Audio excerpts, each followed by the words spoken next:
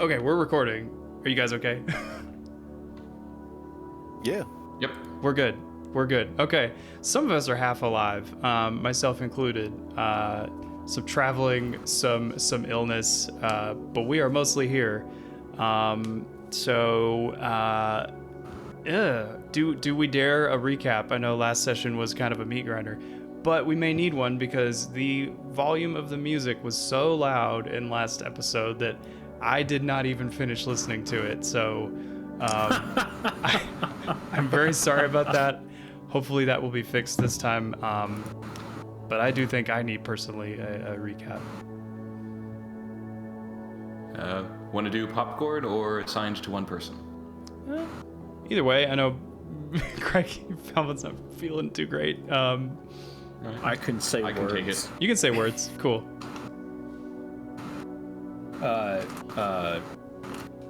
Meaning I can contribute to a popcorn. I don't want to do the whole recap. Megas, you should do the whole recap. Cool.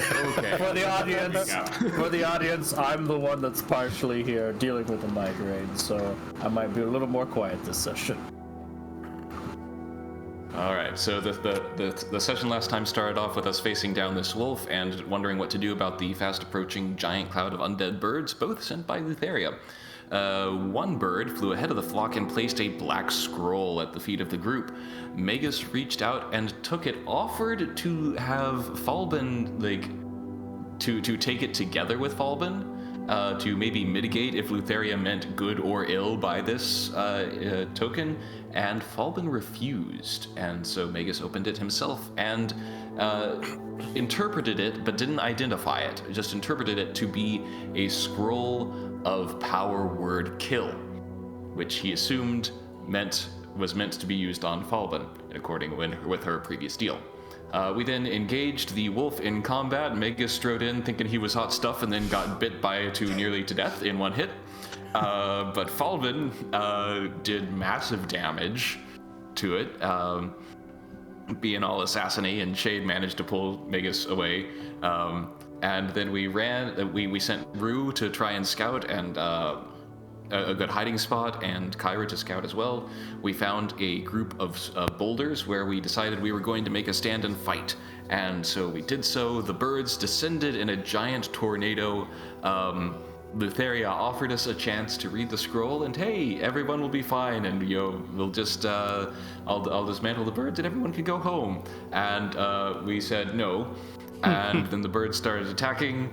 A lot of people were sucked off into flying around in the tornado, and some were able to claw their way back. And Magus was doing fireballs, and Shade was swinging around at the birds. And Falbin decided to petrify the birds that were flying towards him. So even though the swarm under Lutheria's control was not doing anything to hurt him, the petrified birds then through momentum slammed into him and did some bludgeoning damage. Combination of fighting. This time Magus was actually able to perform and managed to do some serious fire and radiant damage to the swarm and destroyed it, but not before getting some weird vibes of the situation between Lutheria and Falbin. And so he confronted Falbin about this, and Falbin said, I am going to keep my secrets, deal with it. And so that may be a point of contention coming up. And I believe that covers most things. Yeah, I think so. Yeah, does anybody remember anything else? That's kind of it. I mean, it's just a big combat encounter, basically. Yeah, a big combat encounter. Florida men fight tornado of birds.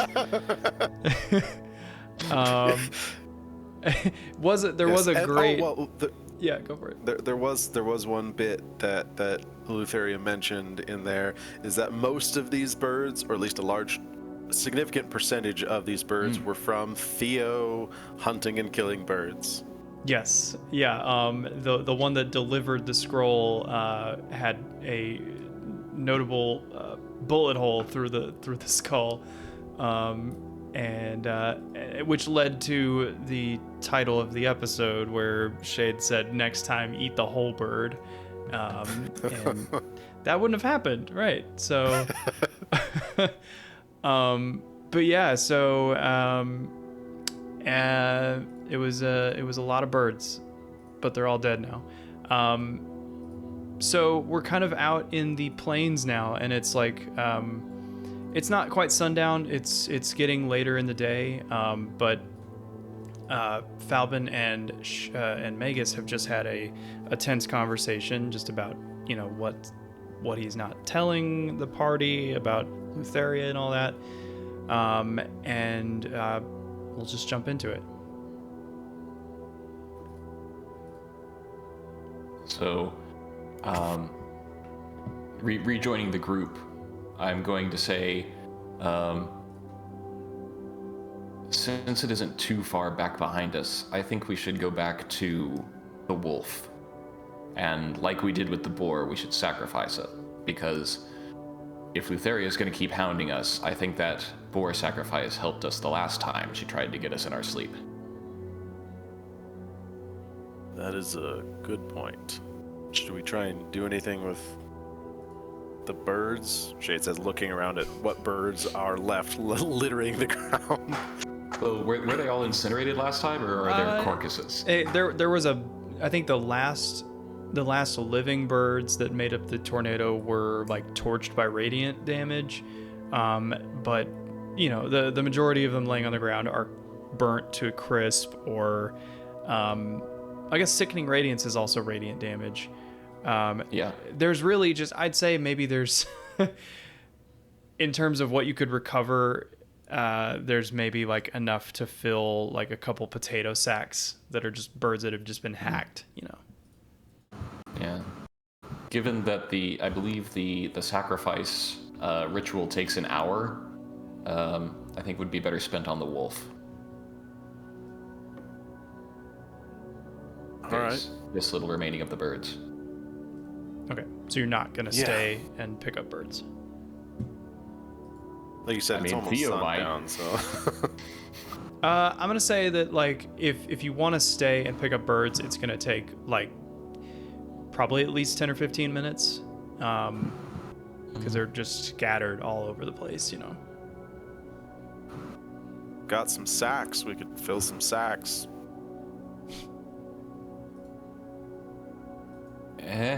Like, Magus isn't too thrilled with the idea. I'm gonna roll a d20 for Theo. Stop. We'll say if it rolls high, he will suggest gathering birds, and if it rolls low, he'll want to go. Oh, I meant to roll that public.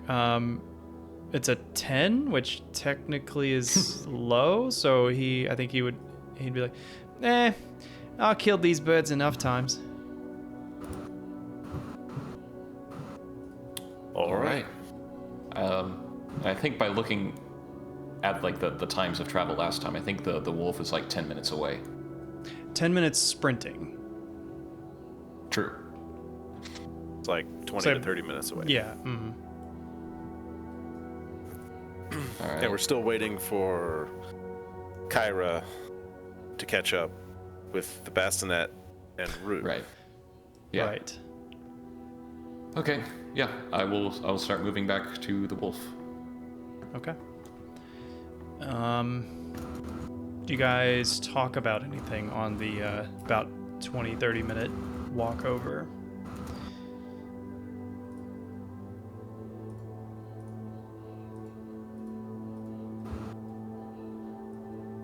Shade wouldn't think of anything specific to talk about, but he'd probably try and talk about bring up some ideas for tactics or something in the future. We face something like that, swarm type creatures, how we might try and alter our approach, since it's so different from a standard like single monster. And he'd also bring up, since this thing was flying around and creating a lot of wind and pulling us away from each other, anytime we find anything flying like this again, we should whip up something to harness ourselves together so we can help hold each other in place if we end up in this type of situation. Theo, you think you can do something like that? I assume Theo would go off in that type of conversation. Whether I might be able to whip something together. So, yeah. Because Shade would tend to talk about how, like, I wanted to try and hold you guys in place with me because it seems like I was the only one not thrown up into the air. But, you guys all got pulled away too quick. Yeah, y'all. So the thing about the storm was that the winds were at its strongest when it was at its fullest HP. So the saves were really tough to beat right off the bat. Yeah, it was all very fast. Yeah. So it just start those type of conversations for as we face different foes in the future. Yeah. So you think about tactics for a little while. I'm trying to remember, Shade. What items did you recover from the Tomb of Xander? Did you take any armor? You have a helmet, right? A helm of the Dragonlords. Yeah, I have the helmet from I think it was Xander. Yep. Yeah, and I have the axe of Xander and the shield of the Golden Lion. Okay. But from when we talked, when I picked those up, those are both in really rough shape and need to be like reforged before Yes. Yes. And I think actually the shield specifically, maybe even the axe, you left with Volcan to repair. Yeah, I would have. But you do have the helmet. And just kind of as you're like resituating your gear in your pack, like your hand kind of brushes the helmet and you have kind of a flashback. And I'm just going to kind of dialogue for a second. You can reply if you like. Okay. But you remember yourself in like a war room, like with, maps and, miniatures and stuff. And it's a diagram of Thelia, and there are like front lines with, tokens that represent the forces of Sidon and the Dragonlords and the different Fae peoples and stuff. And you're in the room alone with Estor, Archelander. And it seems like you're having a tactical meeting. And he kind of walks up to you and grabs your arm and points at the table. He says, this mission has to be tight. No room for loose ends. You've proven yourself, Lukos. That's why I'm sending you. Nobody else has the teeth to get it done. But don't you worry, I've called in some favors. Wheel it in, lads. And then you see this, like... Do you remember the rack that was in your tomb that was empty? Mm-hmm. So this... It's not empty here. Wheels in, and he says, just look at it. Every ounce of pure steel we had to spare. You put this on, and you'll be as tough as your dragon. Speaking of, you keep that dragon close. I mean real close. It's hard to know who you can trust these days.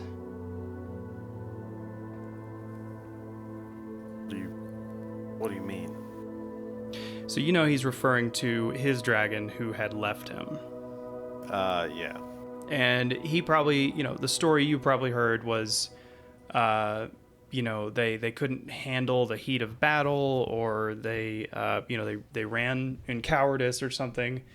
You know the true story now, that they abandoned him because of his cruelty, but you're not quite privy to that at this point in your career.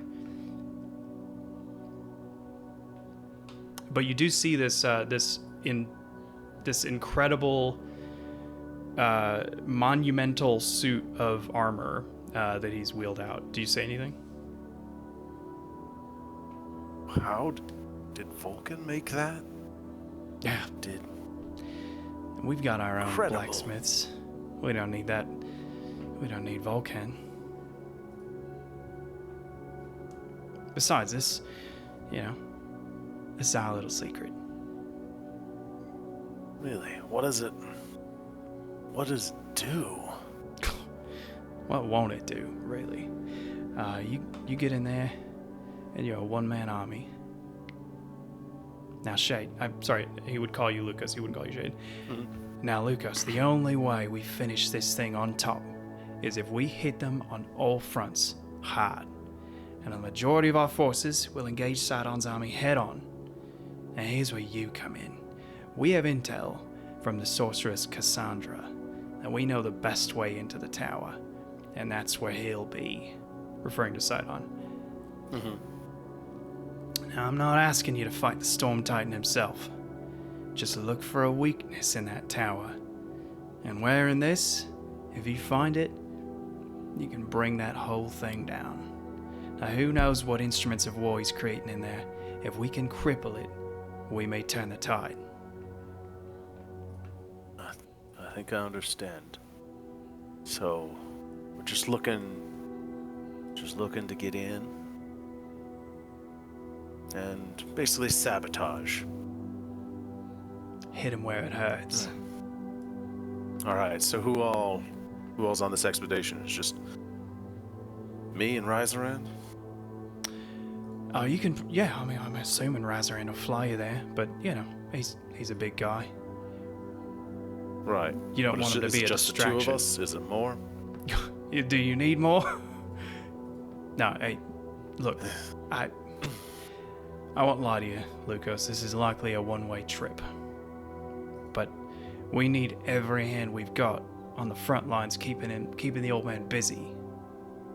It's the only way that he won't see I it coming. All right. Now, if you have any affairs to get in order, I'd do it quick. I know you have that fiancé in Mitras. Yeah, I'll definitely need to spend some R&R before I head out. I'll give you But 2 don't days. worry, we'll come back. We'll make it back. Well, we'll see. I'm taking the Ultros, and I'm going after Letheria myself. Now, you've seen what that ship can do, especially with me at the helm. Not even the so-called God of Storms can sink her. I'm the only one who has a shot at ripping her out at the root. Hey, remember, nobody lives forever. Isn't that the truth? And the memory fades, and you're back walking through the fields. Do I remember any particulars about the suit? I mean, it's like, in our terms, it's basically like an Iron Man, like just a full body, head to toe, pure extra Thelian steel. Kind of the same stuff your glaive is made of. Nice. That Sounds cool. Yeah, it's this kind of like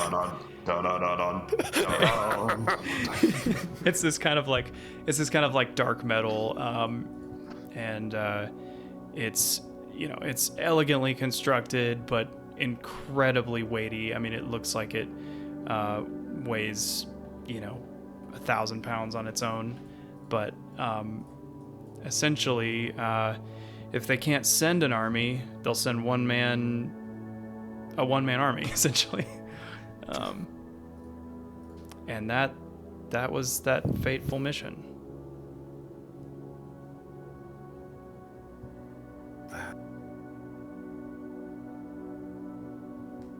Shade would just kind of be muttering to himself a little bit as kind of walk in solitude for the rest of the way.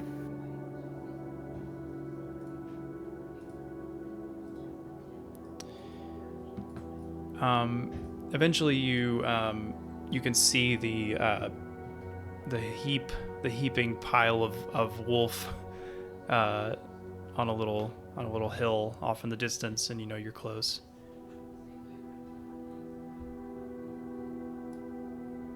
There's like a few buzzards kind of circling around. And actually, Kyra is standing there. Seems like she had decided to wait there for you. 2 steps ahead as always, trickster. I just know the way you think. I figured you'd be back. Oh, that's scary. What, miss a chance to get in good with Lady Mitros? I suppose we should begin then. And I will initiate bonfire sacrifice. It will take about an hour. So you start the ritual, and similar to... Have you sacrificed anything since the boar? I sacrificed the basilisks. Right. Yeah. Can you kind of describe how this looks in similar fashion? So, I would say, like,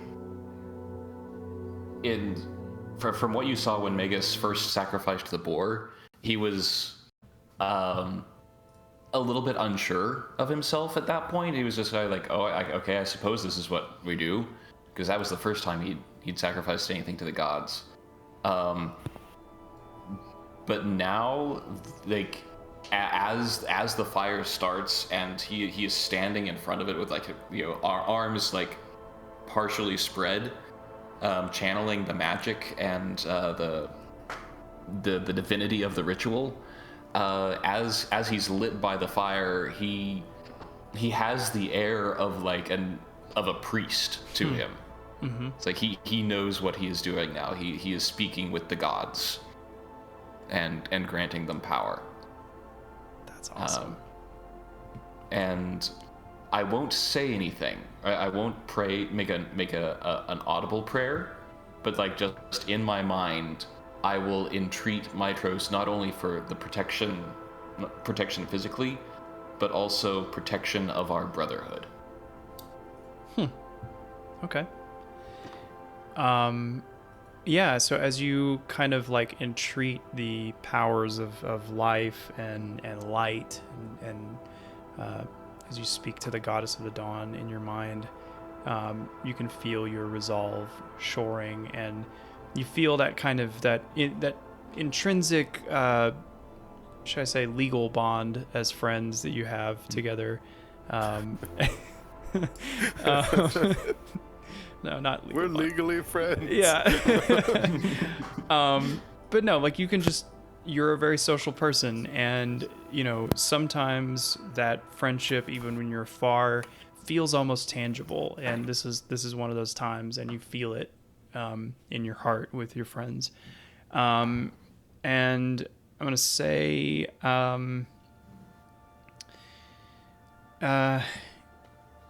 you and the party, you all get a boon of heroism. So you can use essentially the heroism potion one time. So you have one use of that.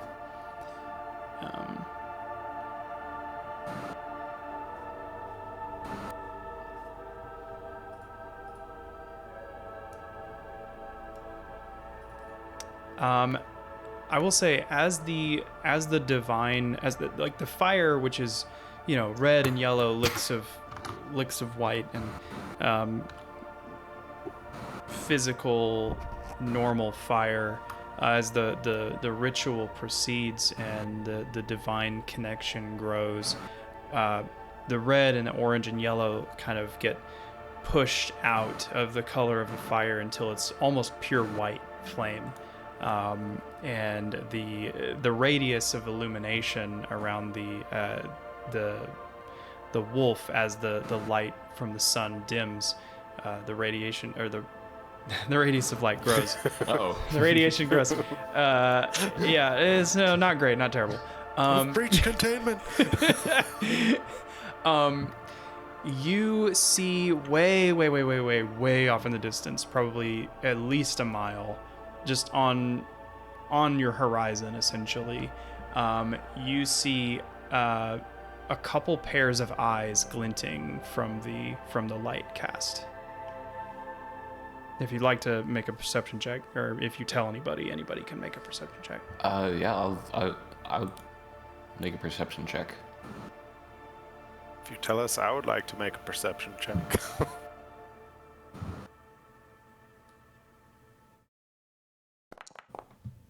What's everybody's passive perception? Sorry. Let's see, mine's 14. 18. Okay, Falvin, you 15. definitely see it off in the distance. And if you're standing next to Shade, you can alert him.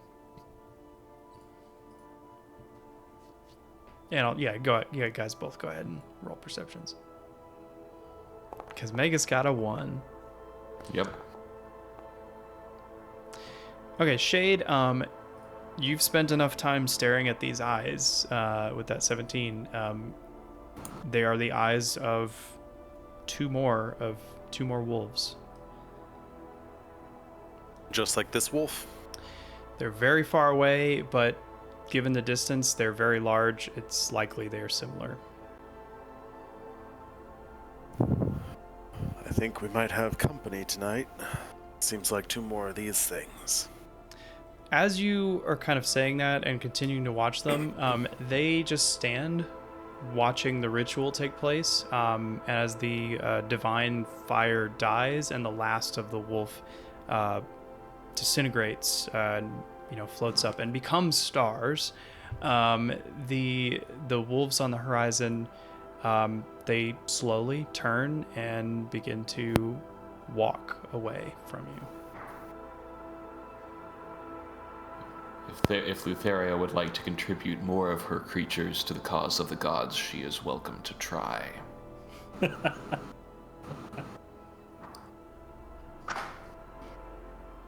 seems like they don't want that tonight.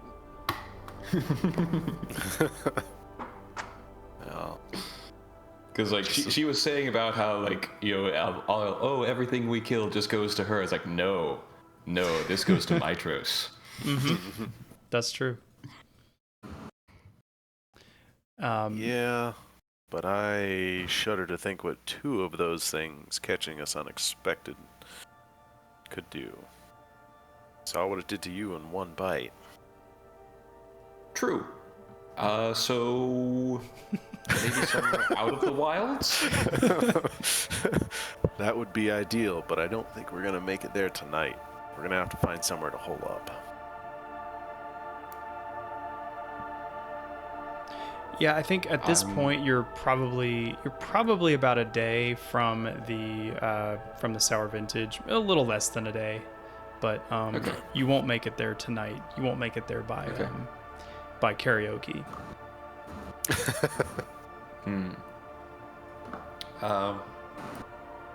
And is it sundown? It is. Let's see, 1 hour. It's dusk right now. It's dusk. All right, then. Yeah, we should probably get ready to hunker down. Shall I set up the hut here or move a little bit down the road? Probably a little bit down the road, but not too far. Yeah. I will go a ways, and if people point out a good spot, I will set up the hut. Yeah, anybody who wants to Shade with the 8 on the survival check. I'm gonna have Theo roll a survival check. Well, he's not proficient in it, but whatever. That's a 7. I think Falvin, that would be you, bud. Yes, I will survive. Okay, 14. Yeah. You find a spot that's kind of low. It provides you a break from these, being silhouettes. Even in your tiny hut, it will make it so that someone would have to be really close to you to actually see you.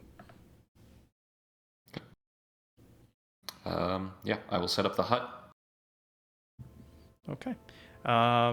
Perfect. I will also, let's see, I have several things.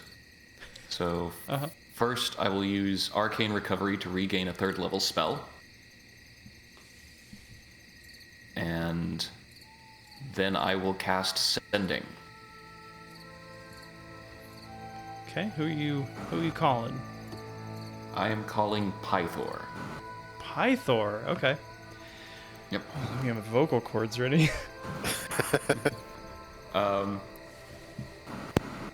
And I'm going to say, if you are seeking purpose, adventure, Graxus, legendary Minotaur, may have gone rogue. I will give him the location where I told Graxus to go for the Black Hands. Uh-huh. And then I will say, Black Hands deserve destruction. But check he hasn't given in to bloodlust. Okay. Let's see. You don't wait long before you hear a response. You hear, Magus, Magus, my friend. How many words do I have? 10 now. 10 more? I'm a god. I have as many words as I like. Let's see. Graxus. I don't know the man, but, oh, wait. I have a strange godly suspicion, a bad feeling, you might say. Something tells me the oath binds my hands in this case. Oh no. Not sure what that means, but have a good night.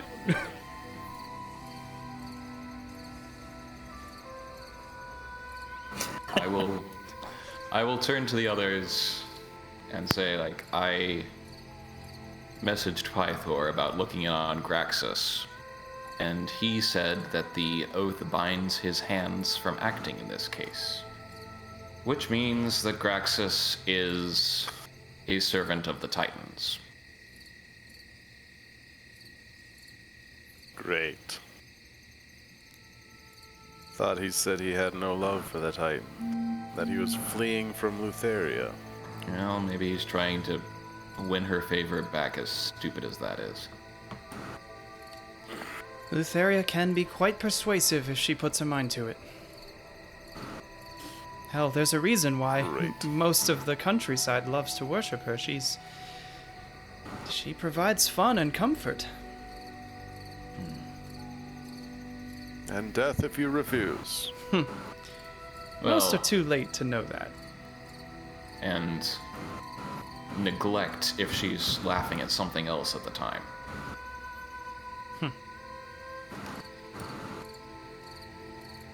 Even the Titans are not all powerful. Good. Well, that's certainly bad I- news, though. Yeah. Yep. That's unfortunate. Can't talk to anyone else today. I would like to cast Identify on the, like, kind of like go over to like a corner of the dome. And pull out the And, 9th level spell scroll that yep. was meant to And kill I your would like- friend sitting behind you. And I'd like to identify that just to be sure. Are you trying to do it sneaky?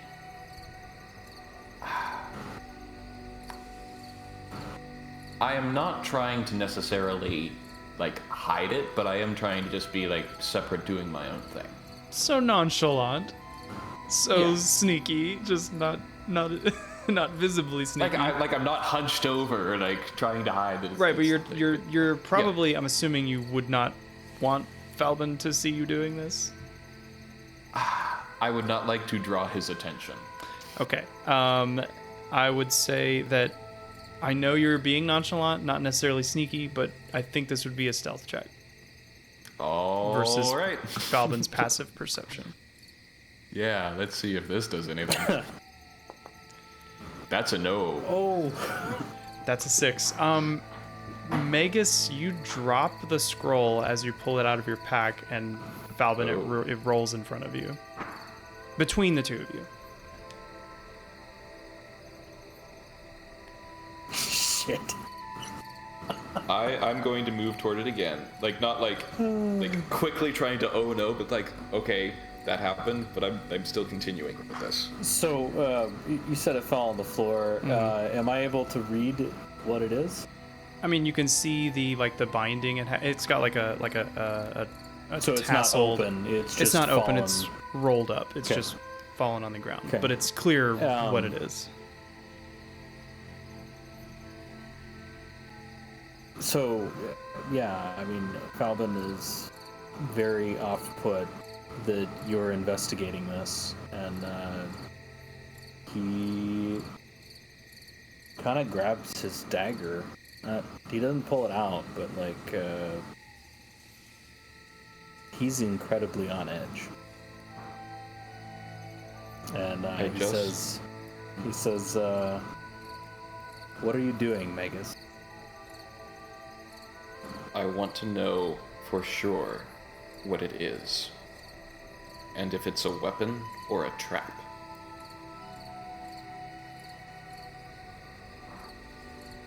Falbin. Because if it's the former, maybe we can use it against her.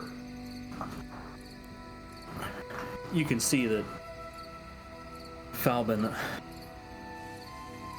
kind of untenses a little bit. He's clearly more tense than he used to be still, but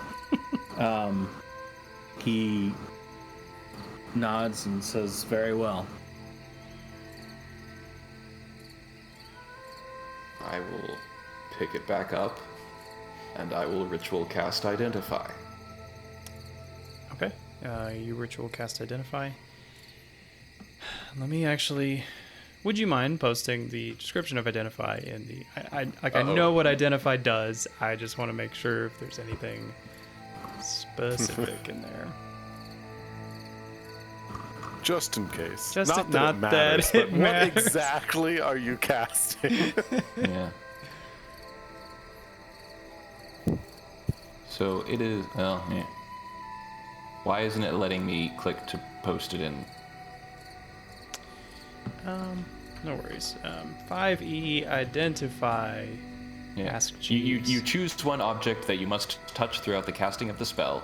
If it is a magic item or some other magic-imbued object, you learn its properties and how to use them, whether it requires attunement to use, and how many charges it has, if any. You learn whether any spells are affecting the item and what they are. If the item was created by a spell, you learn which spell created it. If you instead touch a creature, whatever. Sure. Okay. So do you have 100 gold to cover the component cost? No, it's a pearl worth at least that much. Yeah. And it doesn't You say that passed it's my consumed. test. Cool. So you do this Identify, and Falbin is looking on. Eventually, Kyra is looking on because obviously you're casting a spell. Theo Rue and all that, and it's like you're defusing a bomb, or it's like you're trying to figure out what kind of bomb this is. Yep. And at the end of the spell cast, you learn a couple things. So you do learn that it is imbued with the spell Power Word Kill, as you would expect a scroll of such a spell to do. Yes. You also know that it has a curse attached to it. Oh. Okay. Or it's some sort... I don't know if curse is the best word. It's some sort of secondary magical effect, which I guess you would know. It's almost a duplicate of Power Word Kill. Ah.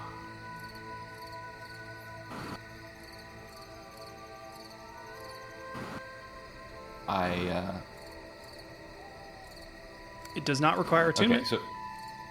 No, but it does say, you learn whether any spells are affecting the item and what they are. Yeah, Power Word Kill. Okay, so it does Power Word Kill twice. But the second time is different than the first. The second time is different than the first. and I'm pretty sure it will affect the person who reads the scroll. That just seems like something she would do.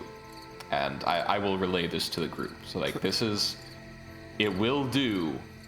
It will, like, cast Power Word Kill. But it will also do something else. There is another instance of Power Word Kill on this scroll that will activate when it is used. My suspicion is that it will activate on the person who uses it. So, if you use this scroll, it will kill the target, but it will also kill you.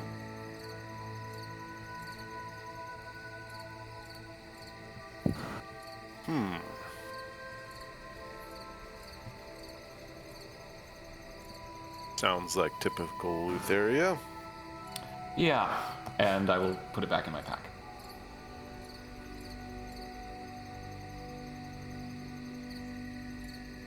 I think Kyra will speak up. Magus, should we keep this? Is that something we should we... This seems... I mean, do you tend to use this? How much do I know about the technicalities of Power Word Kill? I mean, I don't know. I mean, because hit points are they're a game mechanic for our benefit. Right. Yep. You know that it can kill almost the strongest of adventurers. Probably would not be powerful enough to kill a deity or a demigod or something, or a particularly strong monster. But like most people that walk this earth should fear this. Right. I will respond. This scroll will work on most things. But And not, you, silly. But not all things. I'm definitely going to treat this with care. But you know how much I don't like adhering to rules. And so if I can find a way to bend things so that this can be used at our advantage, I'm going to. Well, if you say so. I mean... Oh, hold on.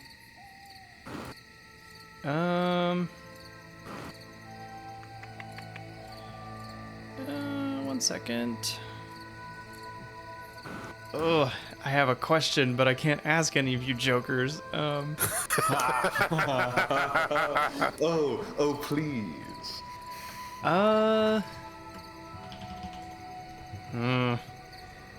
One second. I am also cursed to value it above my own life.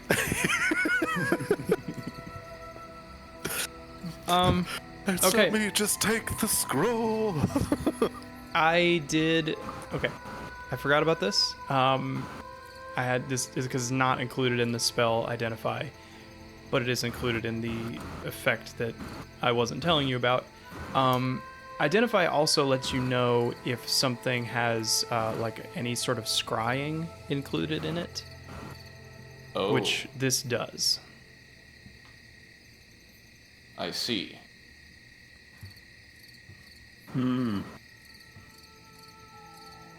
There was just some server lag in the identify, and now it's like you just got the last bit of it. Oh, Yeah. no.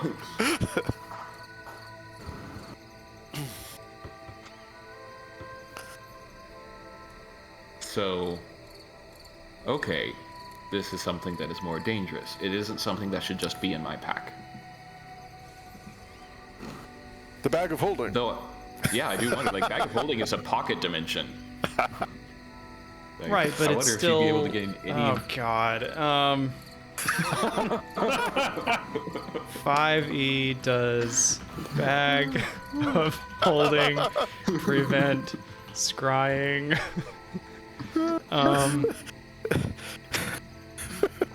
Let's see. Oh my God. Are you serious? A stupid bag of holding? Really? Yeah, I think it was. I don't think it was last session, but it was a previous session where you did say, like, never give your players a bag of holding. Oh my god, that's the most on, powerful. on the other side, what Shade would actually say is that something we should be sacrificing to Mitros as well? I don't know what destroying an artifact of Lutheria would do.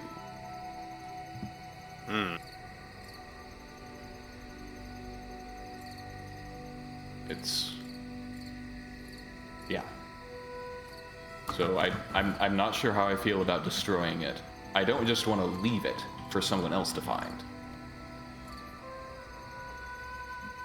But if we can put it in the bag of holding, such that it still exists under our protection, but she won't gain any benefit from scrying, that would be my choice. Then eventually we can just hand it off to Uncle Timon, let him deal with it. Oh my god. Oh no. While he's riding the basilisks. Yeah, like, Timon is gonna be the Titan killer. Oh no, that reminds me, I should check in on him and the Basilisk. Ugh, I'll do that tomorrow. Basilisk, cast power, word kill. It just hisses. Well, congratulations, you've beaten my Lutheria scrying challenge. Okay. I'm just picturing her being like, yes, hold on to it, Wait, no, don't put it in. Oh, dang it. Wait, is this a rocking chair in here? What is this? Wait, so cause she would be able to see what's in the bag of holding, right? I don't know, just like the way that the pocket dimension works, because you're able to reach into it and selectively choose which things you're pulling out. So I don't know if things are separated from each other while they're inside it. That sounds like a DM conundrum. Yep. It is. It might be something. like, DM gets to decide it. Yeah. And make it She canon. gets to know our inventory. See, but that's the thing is, if you make it canon, we can use it too. I like it. I think that basically she is aware of the contents of your bag of holding at all times. Okay. So, All right. you know, I think the Which bag of might holding be- is a... I mean, is there anything in the bag of holding, and don't say what it is out loud because she can hear us right now, but is there anything in the bag of holding that we would want her to not know about? Raise your hand and I'll use message to speak telepathy. wait, you're saying raise your hand, but you mean like To the characters. to the characters? Yeah. Okay, sorry.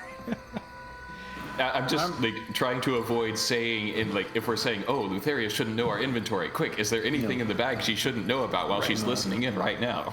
I'm over here IRL with my hand raised. Okay. Isn't Theo the one who keeps the list of what's in the bag Yep. of holding? I don't think it's complete. It seems relevant. I'm not necessarily thinking of anything. Like there might be the Titan Slayer axe, but that was dropped off with Vulcan. We just said at the beginning. Yeah. So there's a mithril ingot, the box that included the map of the Ultras in it. I don't know if the map is in the box, but I think also we put it back after we read it. also a dead cockatrice. Yeah, Lutheria's back in her lair. Like, what the Which hell? like that would absolutely be rotted by now. Yeah. It's like this guy and birds. Wait. The bag of holding only has so much oxygen in it, right? Yeah. Oh, So in theory, so it like- doesn't decay because it's got no oxygen. Yeah. Anaerobic bacteria exist. Okay. All right. hey. Fair enough. Thank you. I was about to have to Google. Do birds decay in space? Well, that's We are also going to give you the craziest Google history.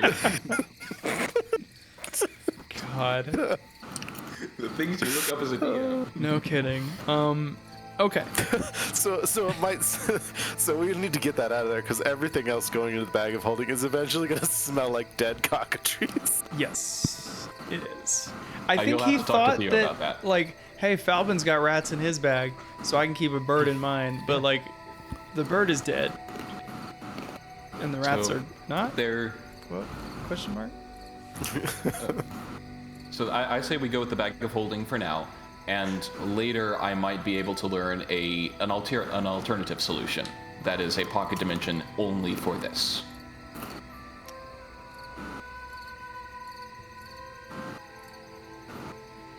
Good enough. So Okay. Wow. All right. Well, 'cause otherwise, while I was looking at the spells to choose for 4th level, there is one that's like, oh yeah, you create a pocket dimension that it can store something, and I was like, we already have a bag of holding. I won't need that. you do. God, where are my thieves at? Okay, so, that went well. And Yeah, I don't have anything else today. I guess Magus is, not sleeping, but vibing.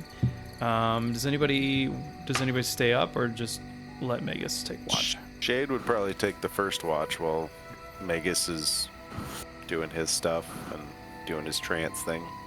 Okay. All right. So long rest. Yeah.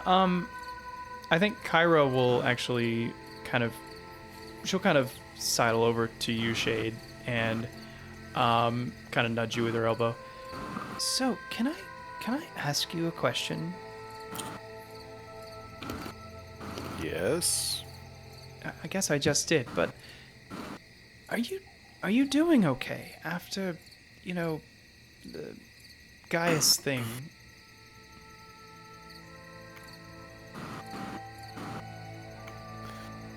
Well, probably not.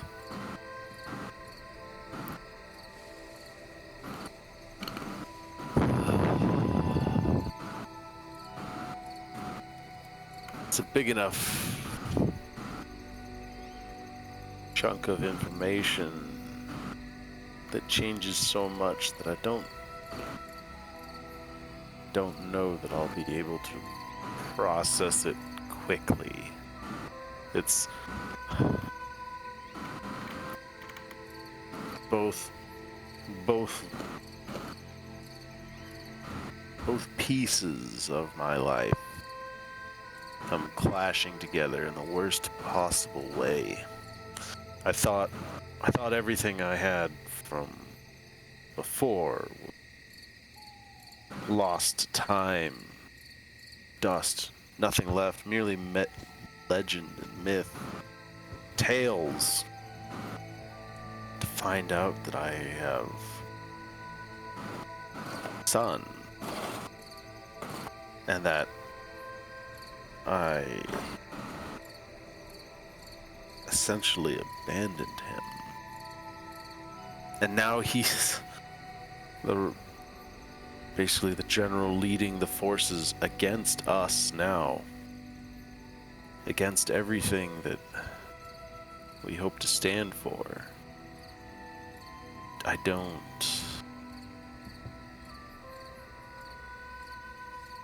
know how to reconcile that. I don't know what that means for the future. What it means for me.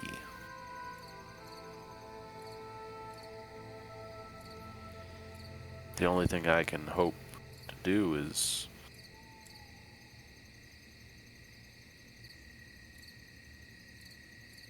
just worry away at it little by little, like a giant knot of rope, just one little loop at a time.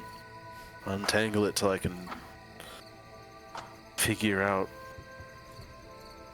how to handle it, what to do. I envy your strength of spirit, Shade. It's tragic that it seems like you've only had but moments to take in what was your life, and it seems like he has had seemingly an entire childhood and young adult life to paint a picture of what you must have been.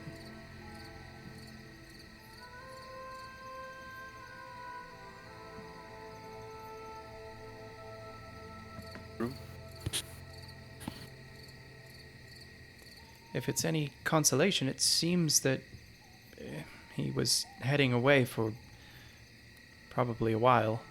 I don't think he'll return to Mitros anytime soon. At least not cordially. Well, if our fates continue how they have already, I'm sure we'll be seeing him again fairly soon.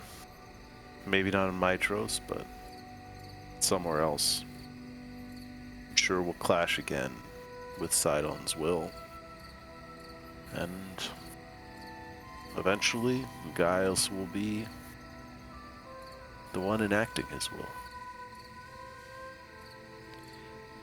I worry about the strength of his will. It seems to rival even the storm gods himself. Well, we'll see what that leads to. I feel like I must warn you.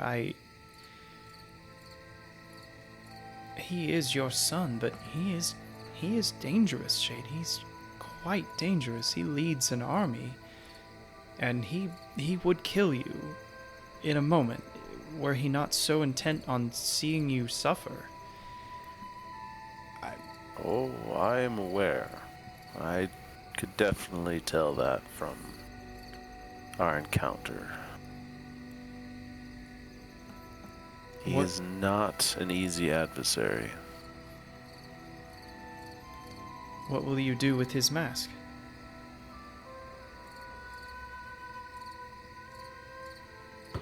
I don't know. I don't know.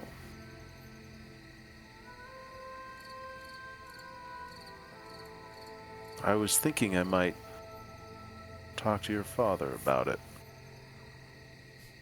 Oh? See if he can figure out what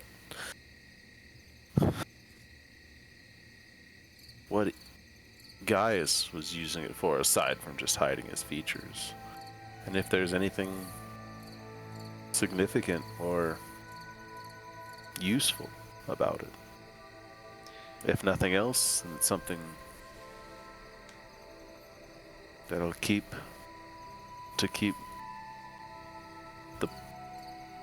the puzzle of Gaius on the forefront of my mind. Well, I'm quite sure he's been itching to get his hands on that mask ever since Gaius wandered into Astoria. Well, he'll get to poke at it. Maybe one of these days I should have Magus actually try and cast that spell he just cast on this one. Yeah, I'll have to actually think about that. Well, maybe tomorrow.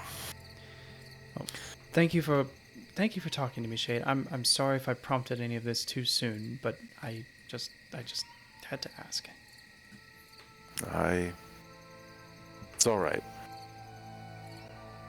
And with that, Shade would turn to tending to the Ultria sprout. Cool. Just water it, give it some little fresh dirt. Life years. Oh, you wouldn't dare. It doesn't have anything coming off of it yet. Like, it seems to be so thirsty these days. Like, it is just, the consumption of water is just going up and up and up and up. Not in like it's sick way, but just like something is drawing near, and coming close. And I guess, like, I'm trying to think, like, if your characters would really even know, like, how exactly this thing works. Like, that it has a chance to bring life to something, like, different type of life. But I don't know that your characters would know, like, the timetable or, like, what exactly is going to come out of it. I know we've talked about it a lot as people, but I mean, Magus cast Identify on it, so That's true. we know roughly what it should do. That's we just true. don't know exactly how long and what form it'll take. Okay, so you're prepared for something in that wheelhouse. At least we're hopeful, and especially if Shade sees it like consuming more water, he's going to take that as a good sign. Like, oh, it's going to grow, you know. You know, it's like you start working out and you start building muscle. You start eating more. You got a caloric intake. That's Got to bark up. Yeah. Yeah, exactly. I'm so sorry. I'm sorry. That's how Shade would be thinking about Yeah. it. Like he's like, oh, if it's drying out the soil every time I go to water. All right, it needs more water. It's something's happening. I love it. Oh, cool. Well, Kyra smiles as she sees you kind of turn your attention from, the thought of your son that you kind of can't help to this sprout of a tree that, you are able to devote your care and attention to. And yeah, unless there's anything else, you guys get the long rest. Can I say that Magus and Theo work together on one Yes. day's worth of investigating the helm? Yes, you sure can. All right, I will mark that off. Because it's been a solid minute, it's worth noting that nightly, Falbin has been caring for the rat. Okay. The rat's in the bag. In case you'd forgotten. That's right. It's like, we can all hear them squeaking every night. We know they're there. So you like feed, and do you take them out for walks, or do they just have to live in there? They stay in the bag. We don't need to get into semantics. Okay. Could get nasty. But So they're maybe not happy. they're being cared for. Okay. Sure. I'm gonna call CPS on Falbin. No, okay, yeah. So, point of order, you are taking care of the rats. Thank you for letting me know. You've had those for a while. But yeah, so the long rest goes swimmingly, and it is no longer cricket o'clock.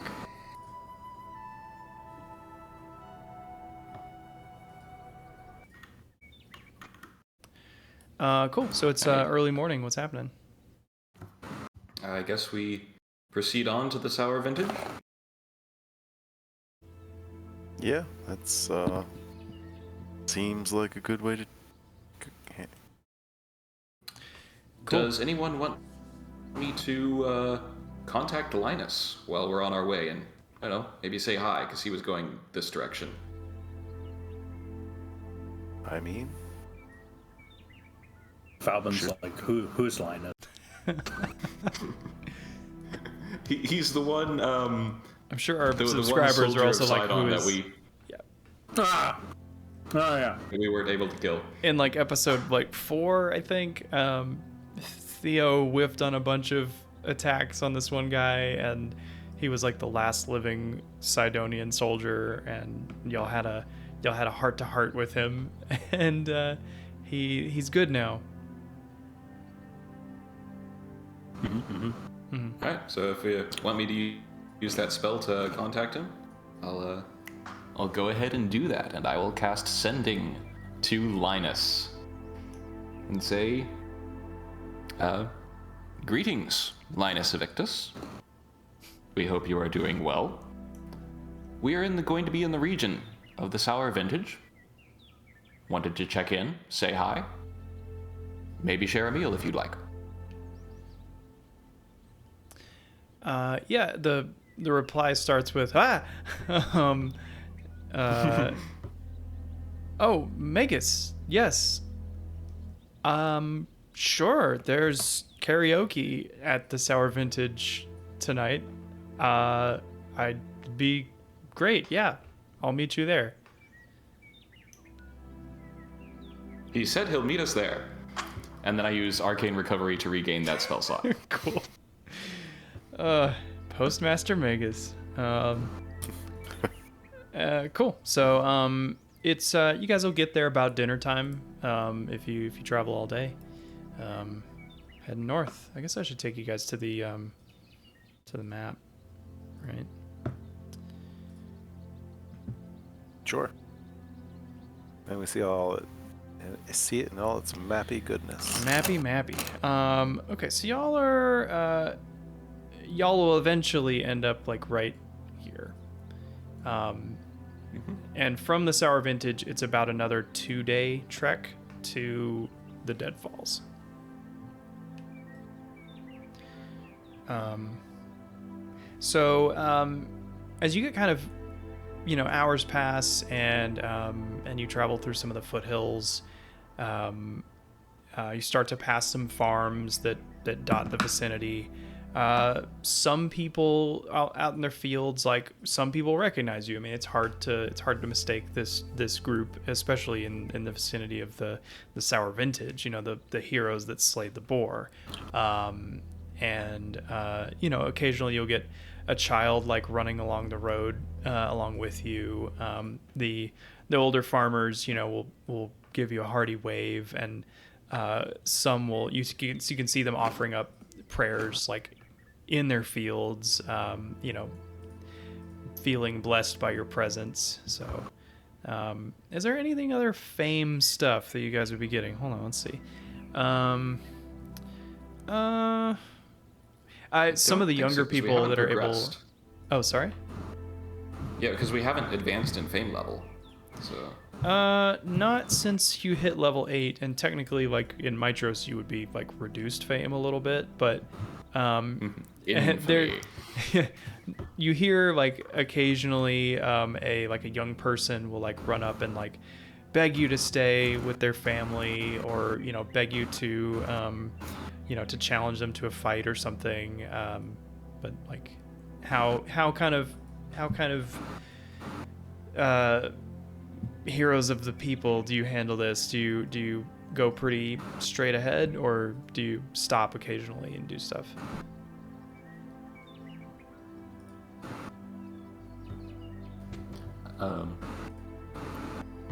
Let's see. No, I don't have that prepared. What, Sickening Radiance? Bam! The blessing of Mitros be upon you. No, I was gonna use Expeditious Retreat to challenge them to a foot race. Oh, sure. Oh, but you don't have it prepared. I don't have it prepared. I mean, you guess you could do it the old-fashioned way. No. That hasn't gone well for me in the past. Fair. I mean, you've got. Well, you're not proficient in athletics. Yeah, you'll get your ass beat. Nope. But yeah, like how does Shade and Magus like respond to the Heartland folk? I mean, Shade would wave, and for anybody who wanted to, like, who was asking to spar or something, he might stop for just like a minute or two, but not long. Maybe arm wrestle or something, and just keep going. Cool. He'd make it clear that we're moving, but he'll stop to interact with people along the way. Yeah.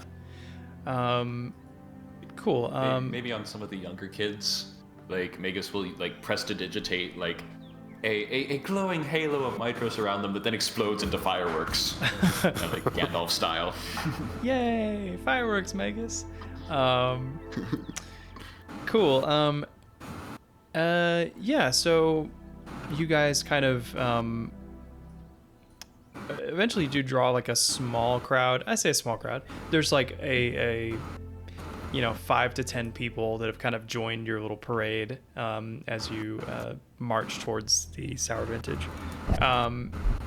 You don't make amazing time, but you do get there, roughly, 5 p.m., 6 p.m. And yeah, it's not terribly busy because of what time it is, but you can see clearly they're setting up for karaoke later. but yeah. But you walk in the doors, the old oak doors, and the barkeep, Atela, that welcomed you in the first time, sees you, and she's kind of she's actually a retired hunter. Behind the bar, there's like bows and spears hanging up, and of course that cask of no. You already drank the sour vintage cask after you celebrated after killing The whole thing? I mean, it got served to everybody. Yeah. Oof. Yeah. All right. Yeah, but so the empty cask remains up there in memory. But she turns her head, like huge mane of hair, kind of twirls around as she sees you. Oh, my stars. Oh, welcome back. Oh my goodness. It's so good to see you all. What are you doing back here? Oh, just passing through and thought we'd say hi and check in on our first heroic exploits. You're first? What do you mean you're first? As a group. This was the first time we worked together. Oh, well, can't wait to hear what else you've gotten up to. Can I pour you a drink? Absolutely. Milk for you, right? Yes. I wish I'd known you were coming. I'll have to go squeeze some, but yeah, if you'll just wait, or I can let you like milk your own. Sure. Where's the cow? Yeah, take your pick out back. Wasn't it a goat last time? Okay, so you go out back, and kind of like when you first boot up a Need for Speed game, and you go outside into the back junk lot, and there's like 3 cars sitting out there, and you use your controller and you go between black and white cow, brown cow, goat, black and white cow. And as you look at each of them, they start spinning in place. Yeah. The black and white cow has like whiteness, acidity, like it's got different stats and stuff. Yeah, do you want to make like a nature check or something? I figure it would be an animal handling check. So I would say nature if you were to determine which animal would have like the best quality milk, but if you want to make an animal handling check to maybe like we'll do both. This will be a skill challenge. This is the I'll try the nature check to figure out which one is the best. That's a 10. Would you like to modify that at all? Oh no. No, that stands. The 10 stands. Okay, you can't really get a feel so take a pick. Take your pick. I'll try the brown cow. Brown cow. Okay. All right. Now there is a stool, so you grab the stool and go ahead and make that animal handling roll.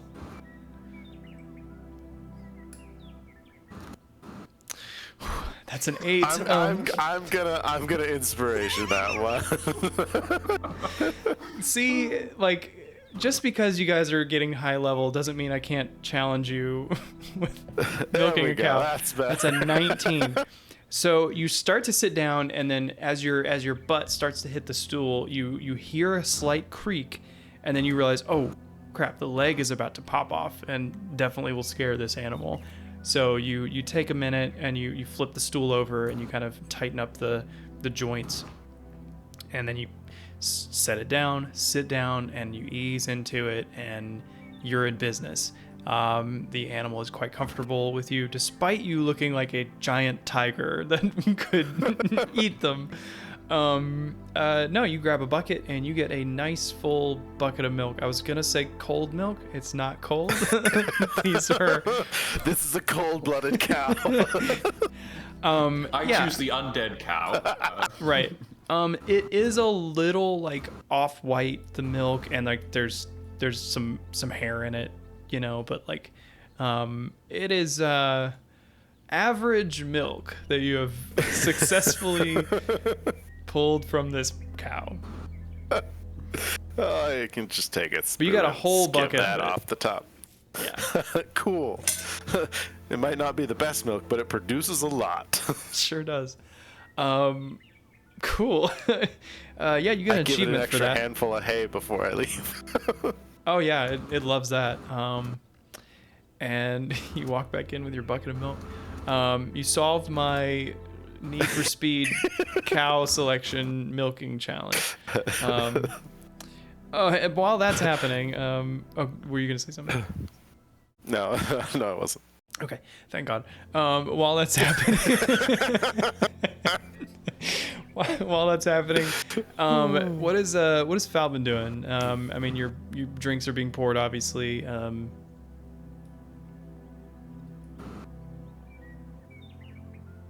mean, Falbin's just kind of like taking the moment in. He's quite changed from his first visit to the Sour Vintage, where he was very withdrawn, hood up, and kind of avoiding everything. Now he's much more like surveilling the room and kind of taking in not only like exits and how am I being perceived, but also what are these people doing and are they happy and why? And kind of taking in like the emotional ambiance of the room. Okay. Would you like to make an insight check?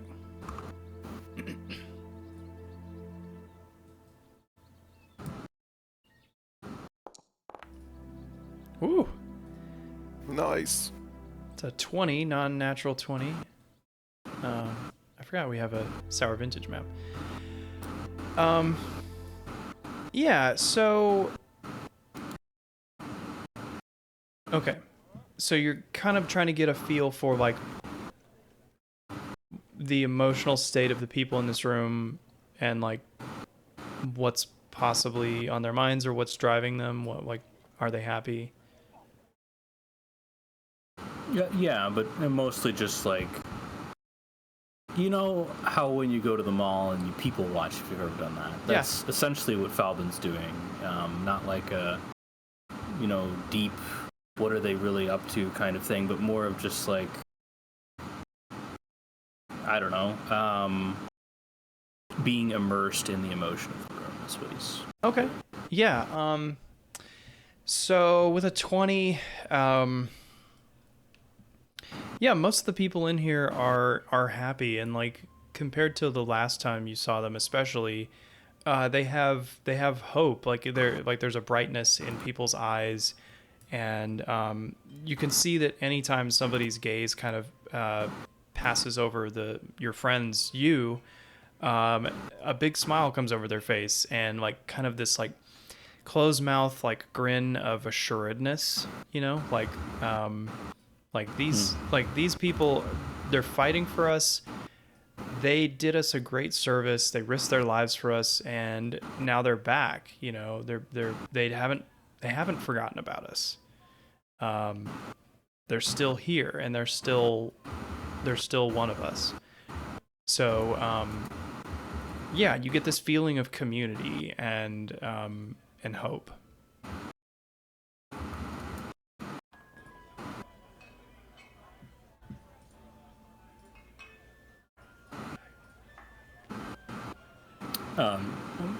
Falbin is kind of internally just thinking how like uplifting that is, and it's something that he'd been kind of wondering about. Like, we've been taking these journeys, and this is the first time that we've sort of retraced our steps. Are we making a difference?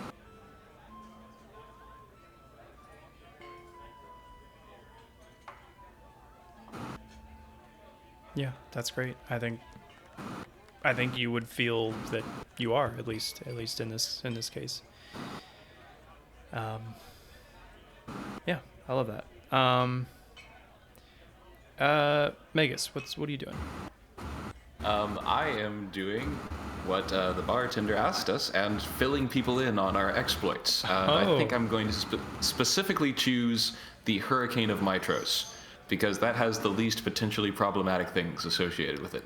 Would you like to? So you notice that the karaoke has been set up. Would you like to take this opportunity to deliver your story in song, I will. with help, of course, if you like? Yeah, I will. I'll invite like Kyra and Theo up to like do like musical interludes in between like my narration of the story of the song that was used. Okay. Because Theo can perfectly replicate any song he has ever heard. Sure can. Here's All Star by Smash Mouth. Rest in peace. And I'll be saying things like, but it wasn't just us. It wasn't just us standing against the Titans that day, and it wasn't just the gods. We had help. And it wasn't from the Knights Guard. It wasn't from the nobles, no. It was from the common people. It was from those down and out, just making ends meet. They raised their voices with us, and together we took Sidon's hurricane and spat it back in his face. There's a big cheer. They go, spit! And they all spit on the ground. This is kind of a tradition that you've introduced, is spitting in reference to the Titans. Yep. Yeah, and Atela kind of shakes her head and starts, moving through the bar with a mop. But she's like spitting ahead of the mop as she goes. And she was the one who first brought up the spit bucket, so it's her fault. She did. Go ahead and, just for funsies, roll a performance check at advantage. Like, this is just for a little extra. Not bad. Yeah. People are like repeating the song. Like, some people are getting up to the megaphone fantasy microphone and attempting to sing their own version of it, or like, there's two guys. One of them's like singing the best they can remember, and the other one is like trying to Beastie Boys style like sing the last word of each refrain with them. It's like hurricane, Titans, it's they take over for you, and eventually the room is kind of has its own equilibrium. And then I'll look around and see if Linus is around. Linus comes in the door, kind of looks a little overwhelmed by the amount of people, and somebody's trying to drag him onto the karaoke, and he's like kind of trying to dodge them, looking for you guys. Do you like wave him down? Wave him to like a corner booth. Okay. He comes over, and I don't remember what he sounds like. I think he just sounds like me normally. And he says, hey guys, good to see you. Thank you for remembering me. I thought maybe this was like, I don't know, like a trap or something, but just want to hang out, just get a drink.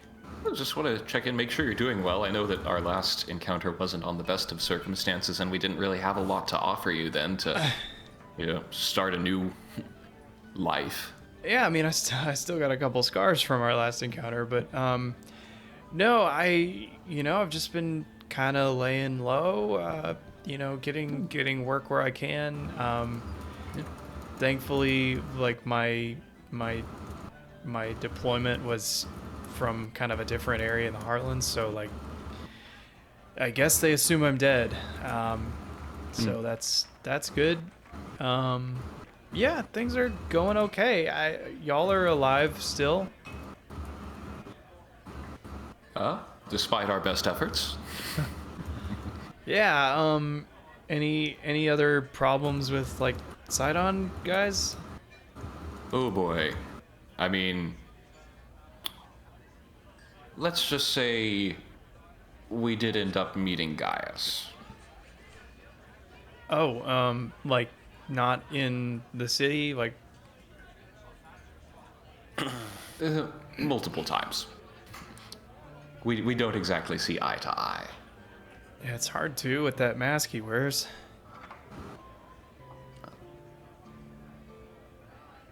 But yeah, not on the friendliest terms of the Titans and their agents, but we're pretty sure we're on the right side. Well, I mean, I'm okay with you drawing attention away from me. Hey, it beats shaking down farmers for for copper. Yeah. Yeah. Okay, well, Yeah, we'll try to keep their eye on us, and but good to know that you're doing well. yeah, doing good.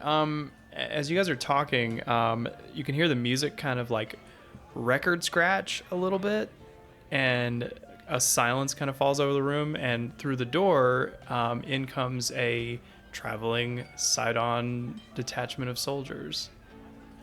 Okay. I will quickly move away from Linus's table. Oh, you bitch. He's just, wait, what? Drawing attention. away from him. Oh, okay. Do you guys all do the same thing, or is it just Magus that moves? I imagine we'd probably all move together. Okay. Shade would would kind of position himself so Linus is not like right next to him, but behind him. So he's kind of making a nice big wall for Linus to hide behind. Sure. I've been there. I've been that wall before.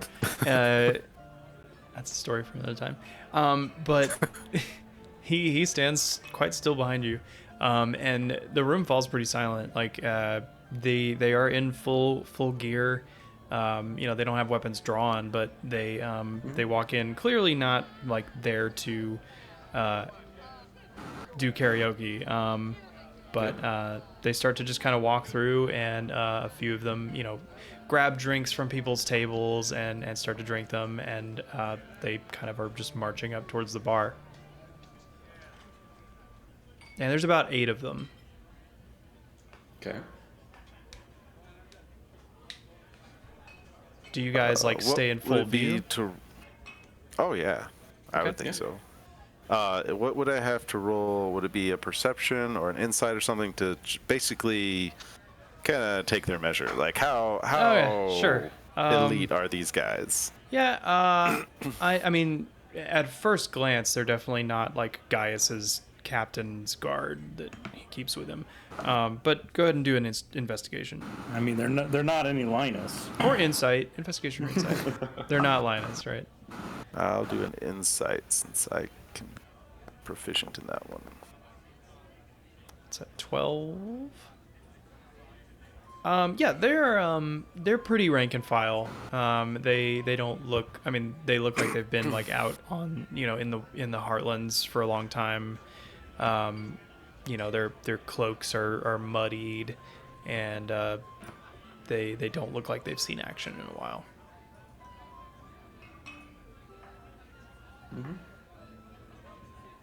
But they approach the bar, and I say, "Let's get around for my boys and me. Come on, hurry up."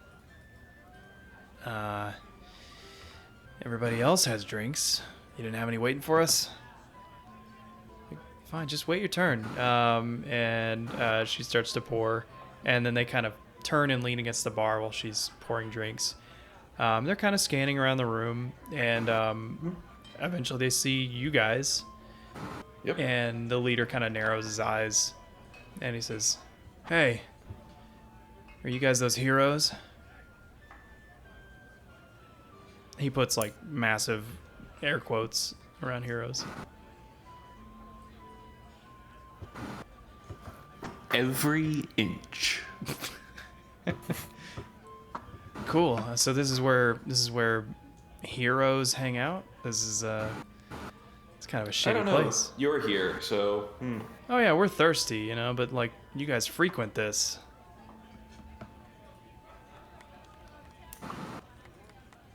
Is that going to be a problem? I don't know. It's just looking kind of crowded in here.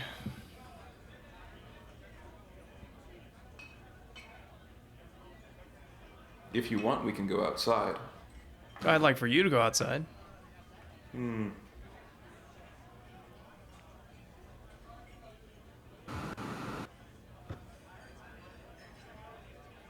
Falbin's moved his hand to his dagger, and he's just kind of waiting for a reason. I wish a motherfucker would. Yeah, it's like I don't know. It's dark outside. We might need military escort if we leave. Oh, you asking for us to kick you out?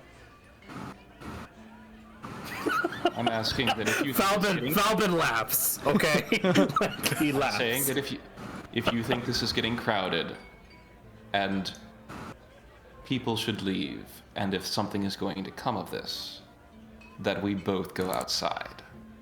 Oh, what, do you plan on hurting innocents?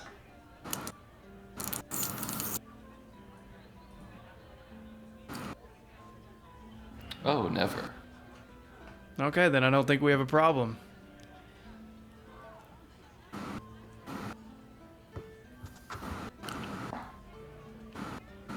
I'll just wait. Okay, well, Shade's we really... just gonna loom ominously behind Magus. Yeah. So I'm they... doing like mental calculations of fireball and who's within their radius and how tightly they're packed together. All right. It'll be tricky. So they kind of turn their eyes from your table to the table you left, and like, oh, there's a lot of openings at that table. And then they go and sit at the table around Linus. And they start to So drink. we can take the opportunity to leave. Brilliant. Okay. Well, I guess he was hiding behind Shade. Yeah. Okay, so they go and sit down at the table that you guys left with Linus. Do you like kind of move around him to keep shielding him from them?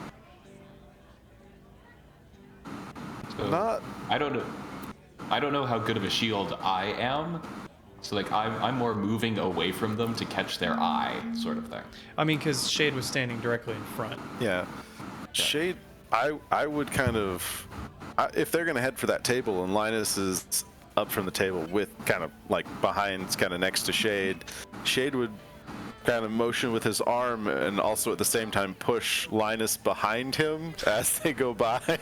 Sure. Kind of like, all right, help yourself to the free table. Make Oh, excuse me.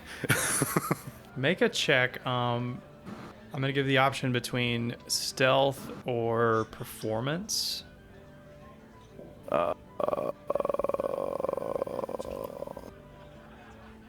I'm not sure I'm good at either of those.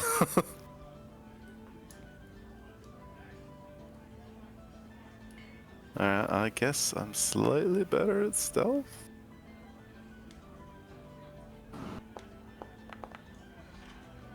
That's an 18.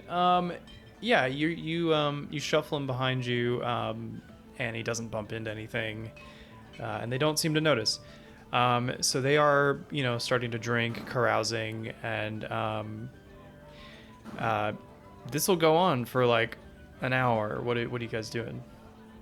I will message Linus and say like, yeah, okay, it might be best if you found an opportunity to leave. Yeah, okay. And he starts to leave. I want one of you to roll a d20. Oh boy. You want high. Dun, I will dun, do it. Done. Do it. I'll do it. I'll do it 9 That's a times. 9. That is a 9. Can I use an inspiration on that one? You can. Well, no, this is just a luck roll. This is not Nope. because this isn't like something your character is doing. This is just circumstance happening around you. Anybody could have rolled that. Okay. So as he's like kind of walking out towards the door, somebody says, "Hey, the new guy, you never sang. We tried to get you to sing earlier."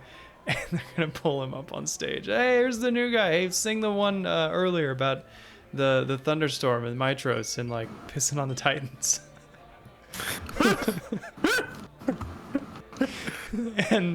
And up there on the stage is Linus, shaking like a leaf, and the soldiers slowly realizing who that is. And I think we'll end the session there. The one day I don't have invisibility prepared. Oh, you tried. You tried. Yep. I have another trick in my sleeve. You guys don't want to fight some Sidon chumps? I mean, they're all Falbin gathered does. on one table. I could totally just fireball that table and call it a night. That's true. That seems pretty heroic, you know. Oh yes. Yeah. Anyway. Just do a poison fireball, and then we just drag them all outside. Of course. Anyway, GG guys. Oh, poor Linus. Poor Linus. He wouldn't have been here. It's funny actually, because I was kind of, well, maybe he would have been, because I was planning on having him just be here when you showed up, and I didn't know you were gonna cast sending and call him. So I guess he would have been here regardless. But anyway, there's me again, showing how the sausage is made when I shouldn't. Sausage. Anyway, what should we name this thing?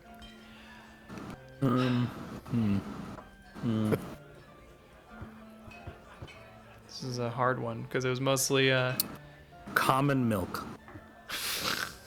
I hate that. I don't like that. I don't like that. I mean, oh no, that makes me gag a little. Karaoke night? Oh man.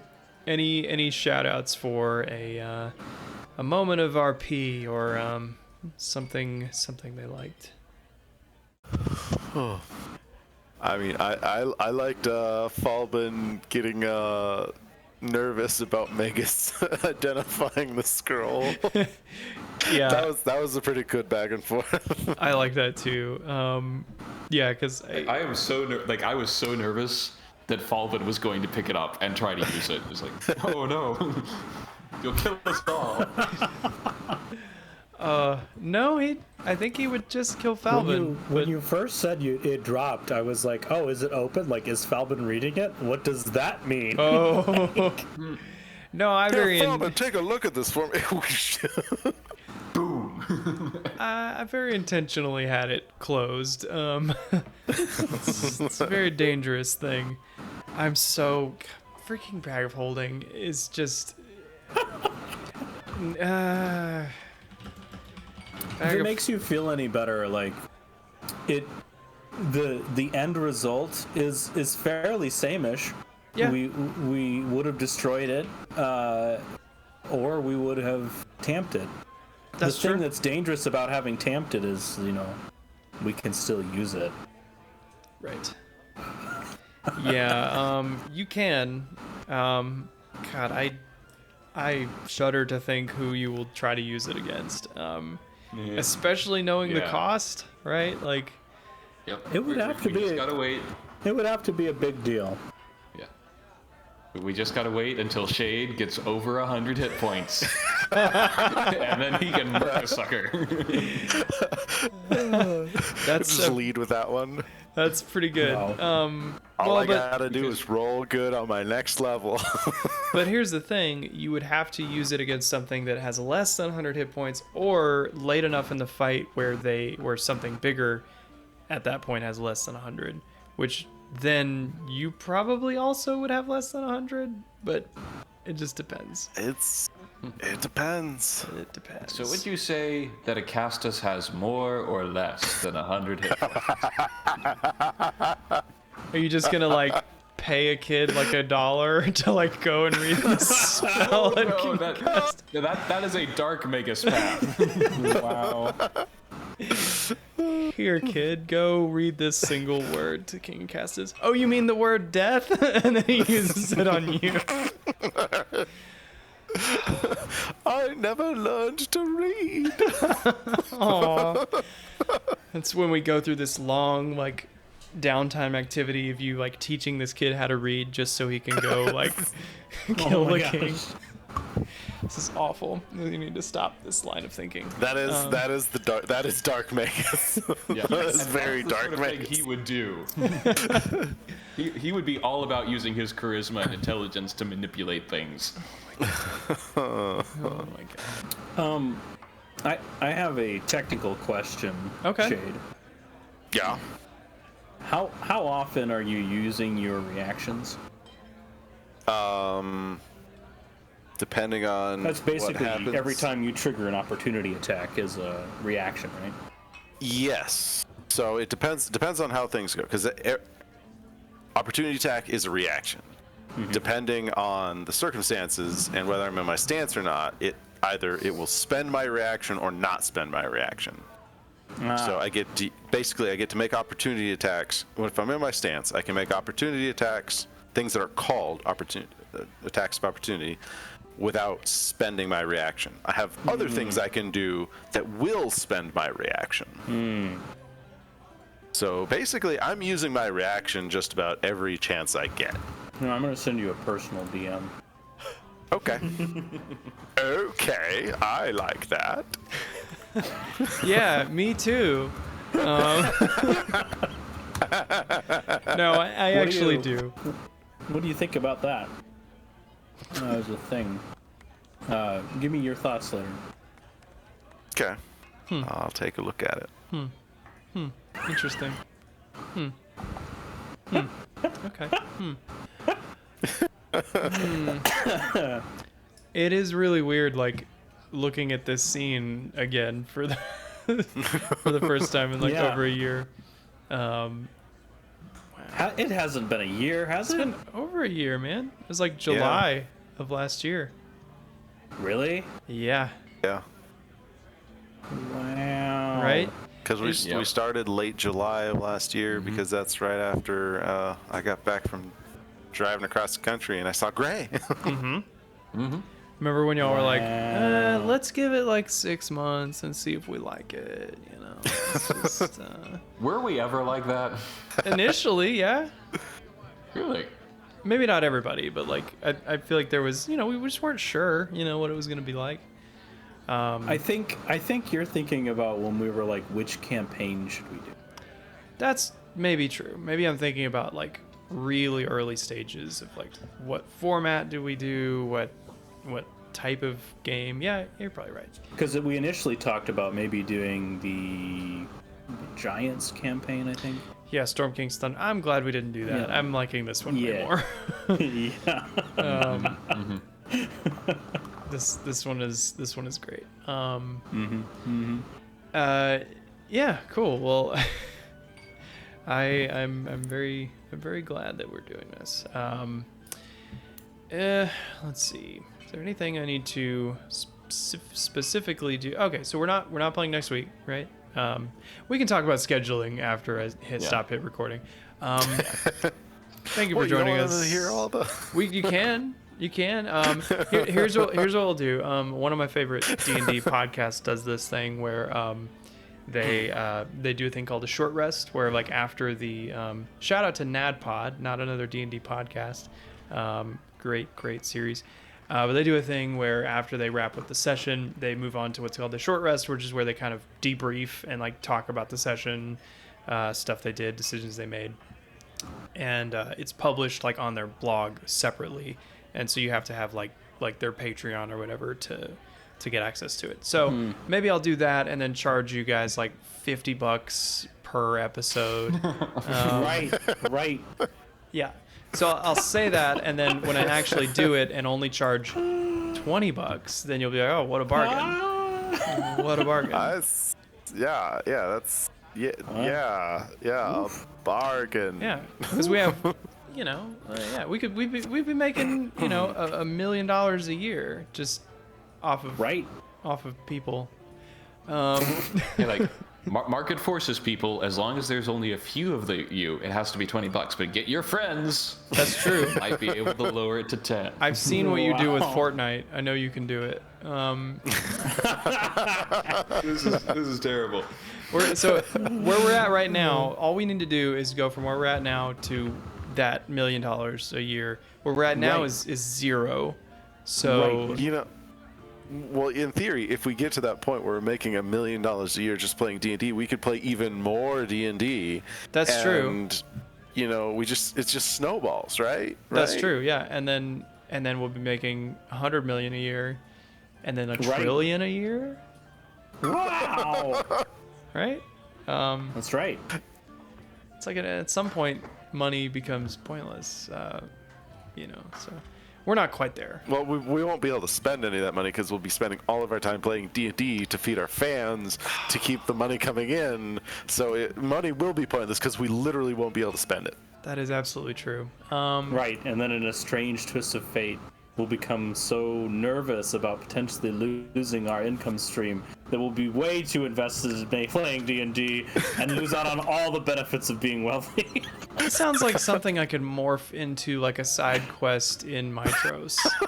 Like there's like a group of people performing and they're just so popular that they then start to destabilize the economy in Mitros, and you have to go in and stop them. Are you sure you want to have us do another Mitros power structure? No, I don't.